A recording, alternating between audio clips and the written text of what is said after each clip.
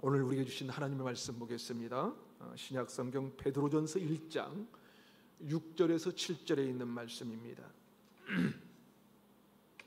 베드로전서 1장 6절에서 7절에 있는 말씀, 우리 다 같이 합독하도록 하겠습니다. 그러므로 너희가 이제 여러 가지 시험으로 말미암아 잠깐 근심하게 되지 않을 수 없으나 오히려 크게 기뻐하는도다. 너희 믿음의 확실함은 불로 연단하여도 없어질 금보다 더 귀하여 예수 그리스도께서 나타나실 때에 칭찬과 영광과 존귀를 얻게 할 것임이니라. 우리 다시 한번 읽겠습니다. 다시 한번 시작. 그러므로 너희가 이제 여러 가지 시험으로 말미암아 잠깐 근심하게 되지 않을 수 없으나 오히려 크게 기뻐하는도다. 너희 믿음의 확실함은 불로 연단하여도 없어질 금보다 더 귀하여 예수 그리스도께서 나타나실 때에 칭찬과 영광과 존귀를 얻게 할 것임이니라. 아멘. 여러분, 요즘 우리가 참 어려운 시간을 보내고 있는데요. 그러나 곰곰이 생각하면요, 인생의 모든 순간들이 어쩌면 하나님 주신 기회가 아닐까요? 다시 말해서 위기가 오히려 기회가 될 수 있다는 것이죠. 예를 들어서 부부간의 갈등은 사실 좋은 기회거든요. 서로의 가치관을 이해할 수 있는 기회가 되기도 하고요, 상대방이 무엇을 좋아하는지 또 무엇을 불편해하는지 깨달을 수 있는 기회이기도 하죠. 뿐만 아니라 서로의 다툼을 확인함으로 말미암아 좀 더 좋은 관계를 가질 수 있는 기회가 될 수 있다는 것입니다. 그러게 갈등이 있다고 그 갈등 때문에 불편해하지만 마시고, 그 갈등이 오히려 두 사람의 관계를 더 멋지게 만들어질 수 있는 기회라고 생각할 수 있다는 것이죠. 사업의 실패도 좋은 기회가 될 수가 있습니다. 그래서 요즘 기업가들은 실패라는 것이 얼마나 중요한지를 강조합니다. 신입사원을 뽑을 때도 또 경력직을 뽑을 때도 실패원 경험이 있는 사람을 오히려 뽑는다고 하죠. 왜냐하면 실패는 배울 수 있는 좋은 기회이기 때문입니다. 그렇게 생각해 본다면 삶의 모든 순간이 무엇인가를 얻게 될 기회라고 할 수 있을 것입니다. 어떤 시간이든지 어떤 환경이든지 그 순간이 삶을 새롭게 창조할 수 있는 밑거름으로 바꿀 기회가 될 수 있는 것입니다. 때로 우리가 이 건강에 어려움을 겪을 때도 있는데요, 그때는 이 병을 불러온 이 식습관을 바꿀 수 있는 기회가 될 수가 있죠. 질병을 일으키는 생활 습관을 바꾸거나 버릴 수 있는 기회입니다. 그렇습니다. 생각해 보면 위기란 다 기회입니다. 기회예요. 우리나라 최고의 기초과학자 중에 이 박은정 교수라는 분이 있는데요, 이분은 세계 상위 1% 안에 들어가는 과학자라고 합니다. 이 대단한 분이죠. 근데 이분의 연구 분야가 뭐냐면 이 환경 독성 물질에 관한 연구랍니다. 그러니까 환경 속에 어떤 독성이 있어서 우리 인체에 영향을 미치는지 연구하는 사람이에요. 그런데 이분은 어떤 분이냐면 명문대 출신도 아니에요. 만학도로 40이 넘어서야 겨우 박사학위를 얻게 된 사람입니다. 어릴 때부터 얼마나 어렵게 살았는지 이사를 하도 많이 다녀서 초등학교를 어디 졸업했는지를 모를 정도라고 합니다. 그런데 이분이 어떻게 독성 물질에 대한 연구를 하게 됐냐면 자기 가족들의 질병 때문이라고 합니다. 일찍이 결혼해서 또 어린 나이에 아들을 낳았는데 10개월이 채 되지 않는 아이가 백혈병 진단을 받고 수술을 계속해야 했어요. 친정어머니가 췌장암 때문에 그렇게 고통스러워하다가 돌아가셨고, 시아버지도 암 때문에 너무 고생하시는 것을 보면서 거의 20년 가까이를 병수발하다가 인생을 다 보내버리게 된 거예요. 그렇게 가족들이 질병으로 이기의 시간을 지나는 가운데 도대체 이런 질병이 어디서 생긴 것일까? 연구를 하다가 세계 최고의 과학자가 된 것입니다. 그렇게 세계 1% 속의 최고의 과학자가 되었지만 그는 매일매일의 실패의 연속이라고 말합니다. 위대한 연구와 발명 뒤에는 언제나 무수한 실패가 숨어 있고 그 실패를 두려워해서는 안 된다고 얘기를 하고 있습니다. 실패했을 때 왜 실패했는지 원인을 찾다 보면 새로운 것을 찾게 되고 새로운 것을 빨리 찾아서 논문을 내고 그게 세계 1% 논문이 된다고 하면서 이 1%의 이 논문의 비결을 실패했기 때문이라고 얘기하고 있어요. 박은정 교수에게 가족들의 질병은 정말로 큰 위기였지만 그 모든 것들이 지금의 세계 1%의 과학자가 되게 한 기회가 된 것입니다. 박은정 교수처럼 고통의 시간을 기회로 활용하면 그 사람에게 새로운 기회가 열리게 되고요. 기회가 되지 못하면 그 환경이나 고통이 그 사람의 삶을 삼켜버리게 됩니다. 그렇다면 우리는 이렇게 물을 수 있을 것입니다. 저와 여러분의 삶 속에 그러한 이 삶의 순간이 있다면 그것은 위기입니까? 기회입니까? 오늘 보면 베드로서가 쓰여진 시대는 초기 기독교 박해 시기였습니다. 지금부터 약 2000년 전인 AD 60년경에 쓰여진 책이거든요. 자, 당시 많은 그리스도인들이 박해를 받아서 흩어지기 시작했는데 베드로전서 1장에 보면 본도, 갈라디아, 갑바도기아, 아시아, 비두니아 이쪽으로 많은 그리스도인들이 고난과 박해로 흩어져 봤습니다.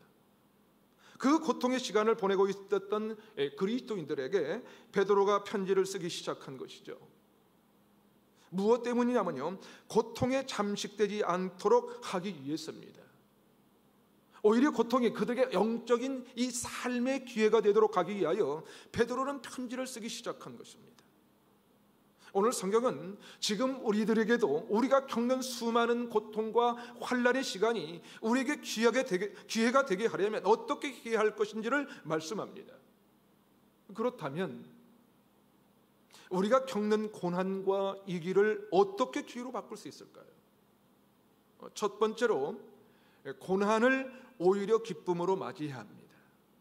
고난을 오히려 기쁨으로 맞이해라. 오늘 보면 베드로전서 1장 6절을 우리 다시 한번 읽어보겠습니다.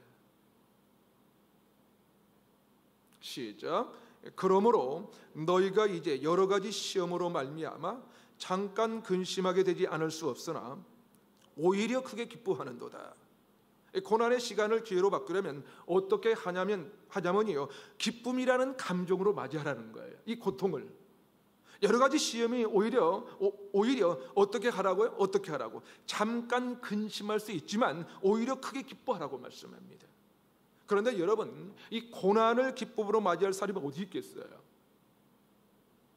고통을 감사하다고 찬송할 수 있는 사람이 어디 있겠냐고요? 없어요.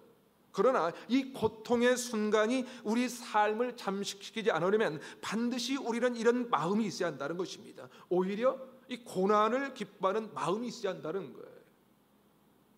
이것을 가리켜 세상 사람들은 긍정적인 마인드라고 합니다. 긍정적으로 생각해야 된다는 것이죠. 이것을 사도 베드로는 2000년 전에 이렇게 얘기합니다. 우리 삶에 나타나는 수많은 고난은 이 긍정의 마음을 뛰어넘어서 기쁨으로 대할 때 해라야 그런 기회가 된다는 것입니다. 여러분 한번 생각해 보세요. 고난이 우리에게 닥쳐왔을 때 고통스럽다 생각하면요, 그 고통에서 절대 빠져나올 수가 없어요. 오히려 억울하기도 하고 원망스럽기도 합니다. 이 사회가 비난의 대상일 수밖에 없습니다. 그런 사람은 점점 더 삶의 에너지가 다 소진되어 버립니다. 자식들을 보면서도 마음에 들지 않는다고 한심한 마음으로 저런 자식을 어떻게 하지라고 생각하면요, 그 자식 때문에 내 삶의 모든 에너지와 힘을 빼앗겨 버립니다. 억울함과 고통과 시험에 사로잡혀 버리고 마는 거예요. 한때 빌 게이츠가 미국의 모든 대학 졸업생에게 직접 선물한 화제의 책이 있는데요, 팩트 플리스라고 하는 책입니다. 팩트 플리스.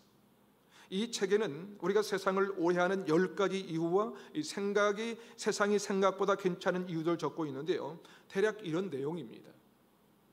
이 세상을 사람들이 너무 비관적으로 본다는 거예요. 세상을 비관적으로 본다는 것입니다.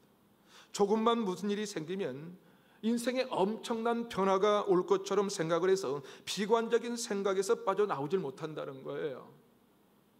그래서 저자는 이런 생각에서 벗어날 수 있도록 하기 위해서 팩트들을 하나 둘씩 점검하기 시작했답니다. 팩트, 이 사실적으로 일어난 일들을 확인하기 시작했다는 거예요. 예를 들면 우리가 가족들과 함께 살 때 안 좋은 일도 많지만은요, 좋은 일이 더 많다는 거예요. 참 많지 않습니까? 그런데 우리는 안 좋은 일만 자꾸 묵상을 한다는 거예요. 안 좋은 일만. 그래서 우리가 가정이 너무 안 좋은 것 같은 생각에 사로잡혀 살아요. 그런데 진짜 팩트는 뭐냐면요, 좋은 일이 훨씬 더 많다는 거예요. 훨씬 더 많다. 그러니까 팩트를 정확하게 살펴서 비관적인 데서 벗어나자는 거예요. 우리는 어려움이 닿기는 어떻습니까? 문제만 묵상합니다. 문제만 묵상하다가 이거 될까? 그럴 텐데 저자는 어려움을 받아 이거 가능한 길이 있을 거야 라고 생각한다는 거. 이거 가능한 일일 거다. 그러면서 우리 인간이 가지고 있는 10가지 본능이 있다고 얘기합니다. 그 중에 하나가 가장 쉽게 발견할 수 있는 것은 부정적인 본능이 있다고 얘기해요. 부정적인. 사실 우리는 뭐가 조금만 나쁘면 부정적으로 얘기하죠. 좋게 말해도 되는데 꼭 부정적으로 얘기한다는 것입니다. 또 한 가지는 우리 인간에게 공포 본능이 있다고 그래요. 공포 본능. 공포 본능은 무언가를 크게 보는 버릇 때문에 생긴다는 거예요. 크게 본다는 거예요. 작은 문제를 작게 해결하면 되는데 우리는 그것을 확대해서 해석한다는 거예요. 더 크게. 없는 것까지 더 붙여서 막 불려서 얘기를 한다는 거예요. 이 공포 본능은 자기 혼자 확대하는 것입니다. 그 다음에 우리 인간에게는 비난 본능이 있다고 그래요. 이 비난. 우리는 보면 비난하려고 하는 습관이 있다는 것이죠. 잘했다는 칭찬은 하나도 안 하고 나쁜 얘기만 자꾸 한다는 거예요. 또 한 가지 가장 중요하게 생각하는 본능이 있는데 이 다급함의 본능. 다급함의 본능이 있다는 거예요. 사람들이 늘 급한 거예요. 뭔가 일이 터지면 좀 느긋하게 생각하고 좀 기다려주는 것이 아니라 급한 거예요. 너무너무 급한 거예요. 지금 해결이 안 되면 우리 집안이 다 망할 것 같다는 거예요. 지금 안 되면 우리 자식이 잘못될 것 같은 거예요. 그래서 계속 마음이 급한 거예요. 그러다가 잘못된 결정들을 자꾸 내린다는 것이죠. 이런 것 때문에 우리가 너무 비관적으로 자꾸 산다는 것입니다. 그러니까 그런 비관적인 것에 사로잡히면 에너지가 다 빠져나갑니다. 그래서 오늘 성경이 그렇게 말씀합니다. 너희가 시험을 당할 때 근심은 잠깐 하고 오히려 크게 기뻐하라. 여러분, 사실 우리가 어려운 일을 당할 때 근심 안 할 사람이 어디 있겠어요? 우리가 로봇도 아닌데 근심합니다. 근심하죠. 그런데 근심은 어떻게 하라고요? 어떻게 하라고? 잠깐만 하라는 거예요. 잠깐만 하라는 거예요. 아, 이거 어떡하지? 그 정도만 하고 오히려 뭐라고 할까? 크게 기뻐하라는 거예요. 기뻐하라. 그래야 우리에게 오는 위기가 기회로 바뀌게 된다는 것입니다. 사랑하는 여러분, 우리가 때로 고난을 당할 때면, 위기의 상황을 만날 때면 근심은 잠깐 하시기를 바랍니다. 오래오래 하지 마시기 바랍니다. 그리고 오히려 기뻐할 수 있는 은혜가 있기를 주님의 이름으로 축복합니다. 한 걸음 더 나아가서 우리 믿음을 가진 사람들은 고난과 시험의 위기를 어떻게 기회로 변화시킬 수 있을까요? 자, 두 번째로 고난을 통해 믿음을 확실하게 만드는 기회로 삼아야 합니다. 오늘 본문 베드로전서 1장 7절을 다시 한번 보겠습니다. 함께 읽도록 하겠습니다. 시작. 너희 믿음의 확실함은 불로 연달하여도 없어질 금보다 더 귀하여. 자, 예수 믿는 사람들은요, 고난과 시험은 믿음을 확실하게 만드는 기회라고 생각해야 된다는 거예요. 고난이 내 마음을 좀 더 견고하고 확실하게 만드는 기회라고 생각해야 한다는 것입니다. 그런데 여기에 확실하다, 이 확실하다고 하는 이 단어의 원어의 뜻은 진짜라는 의미입니다. 진짜, 가짜가 아니라 진짜다. 무슨 말이냐면 저와 여러분이 고난을 만났을 때 우리의 믿음이 진짜인지 가짜인지를 결정지을 수 있는 기회라는 것이죠. 여러분, 우리가 믿음 생활을 오래 했다고 하지만 이 길을 만날 때 보면 가짜인 경우가 많은 것을 우리는 보게 됩니다. 한번 생각해 볼까요? 여러분이 몇백만 원짜리 명품 가방을 샀다고 합시다. 진짜 명품백을 몇백만 원 주고 루이 먼똥인가 뭐 있죠, 가방을 샀어요?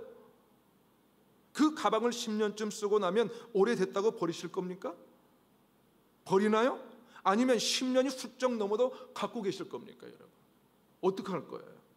몇백만 원 주고 산 가방을 오래됐다고 버릴 사람 아무도 없을 거예요. 저는 그런 사람을 본 적이 없어요. 왜요? 진짜니까. 진짜니까.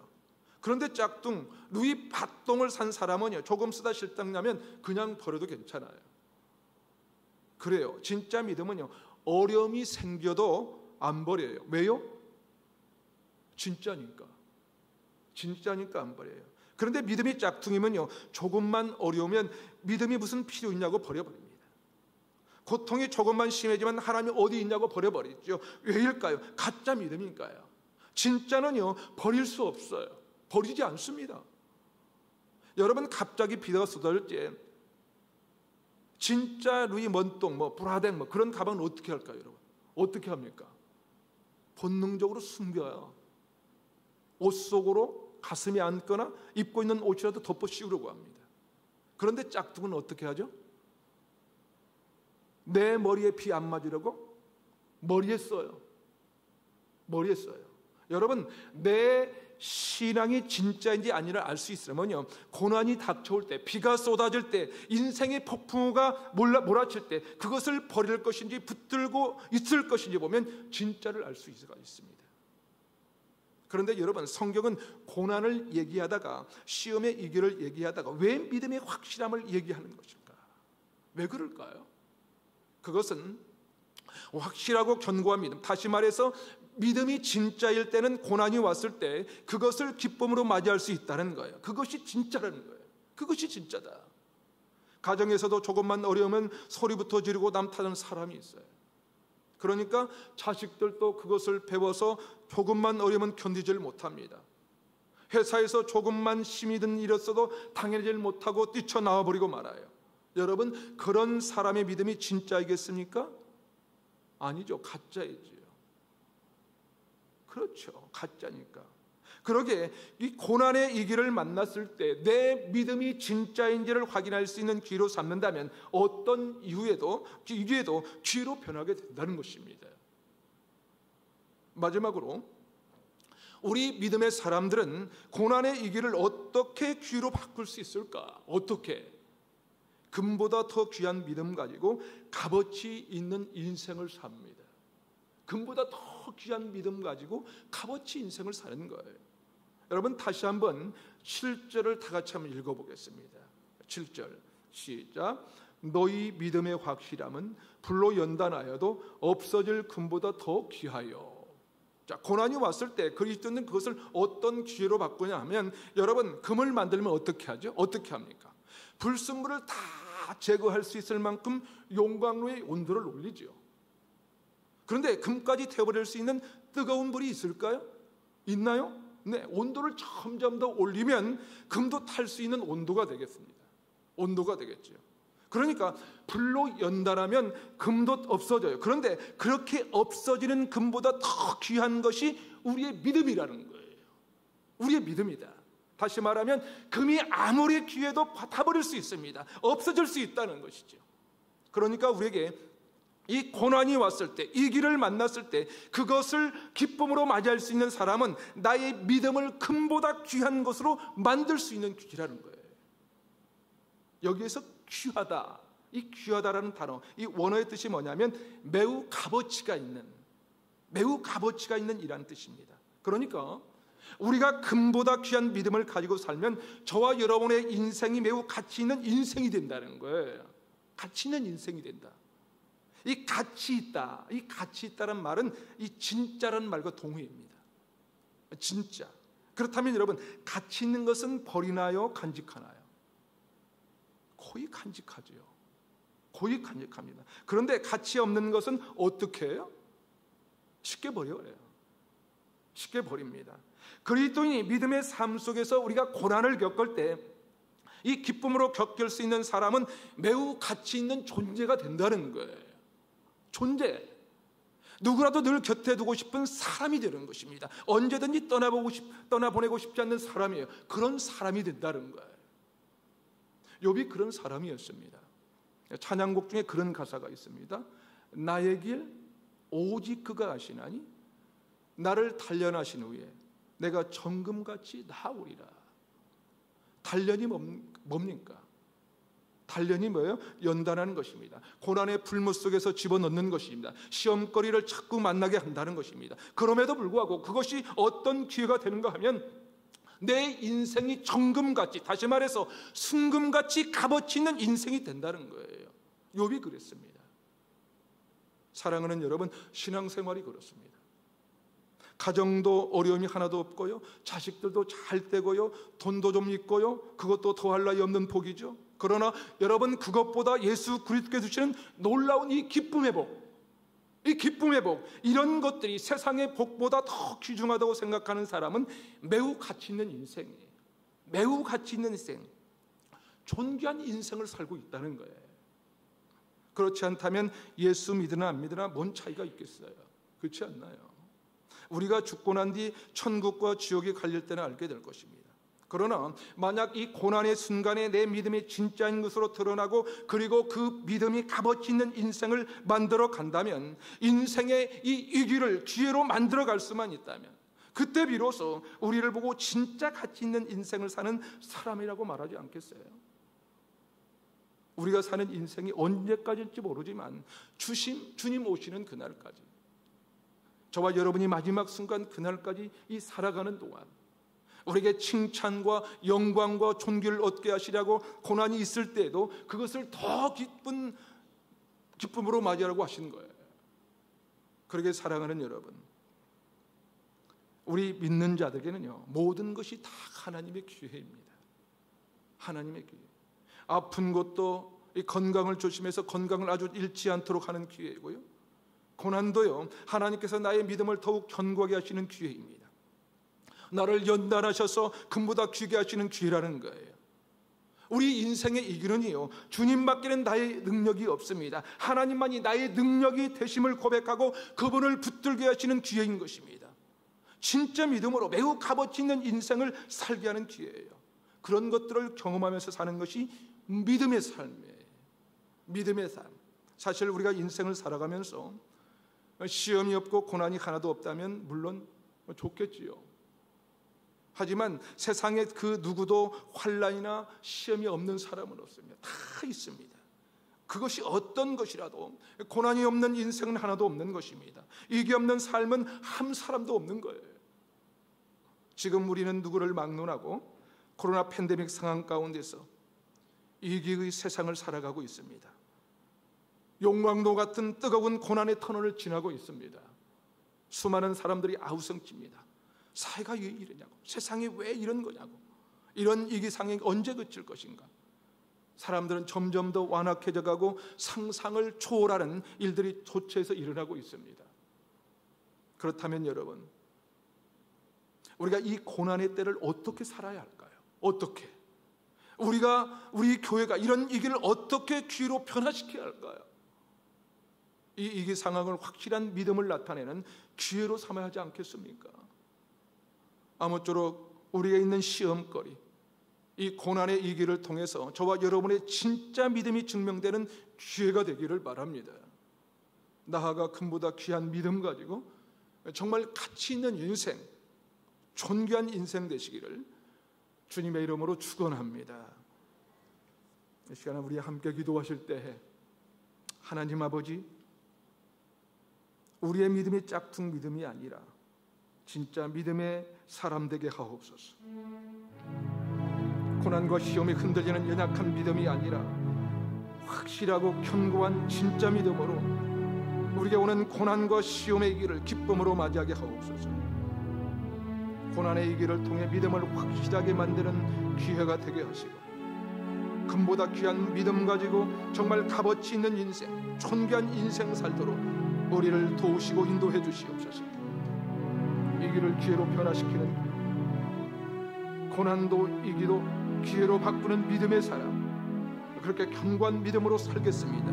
우리 결단하며 함께 기도하기를 원합니다. 함께 기도하겠습니다. 살아계신 하나님 아버지, 우리의 믿음이 짝퉁 믿음이 아니라 진짜 믿음의 사람이 되기를 원합니다. 가치 있는 인생이 되기를 원합니다.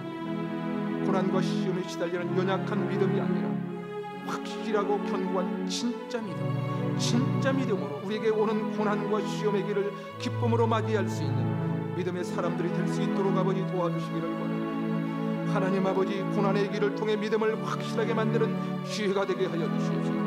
금보다 귀한 믿음 가지고 정말 값어치 있는 인생, 존귀한 인생 살도록 우리를 도우시고 인도해 주시옵소서. 이 길을 기회로 변화시키는 주 아버지 하나님, 고난도 이기도 기회로 바꾸는 믿음의 사람이 될 수 있도록 우리를 붙잡아 주시옵소서. 하나님, 그렇게 견고한 믿음으로 살기를 소망합니다. 하나님 아버지, 결단하며 살기를 소망하오니 주님 우리를 붙잡아 주시고 인도해 주시옵기만을 기도하고 원합니다. 하나님 아버지, 우리 교회가 사랑하는 주의 자녀 이 기회 때 하나님의 기회로 쓰임받을 수 있도록 우리를 인도하시고 주님 축복하여 주시옵소서. 오 주님 감사합니다. 하나님 아버지, 주께서 우리에게 허락하실 복이 시시하지 않는 것을 믿습니다. 그러게 우리가 때로 고난의 순간을 맞이할 때도 믿음을 견고하게 하여 좌로나 우로나 치우치지 않게 하여 주시고 진짜 믿음의 사람이 되도록 도와주시옵소서. 진짜 믿음의 삶을 살아가면서 가치 있는 인생, 존귀한 인생 살도록 우리에게 확실한 믿음을 주시옵소서. 고난도 이기도 기회로 여기며 기쁨으로 살아갈 수 있도록 우리에게 성령의 능력을 더하여 주시옵기만을 기도하고 원합니다. 우리 교회가 사랑하는 주의 자녀들이 이 기회 때에 하나님의 기회로 쓰임받도록 인도하시고 주님 역사하여 주시옵소서. 우리의 능력 되시는 예수님의 이름으로 기도하옵나이다. 아멘. 아멘.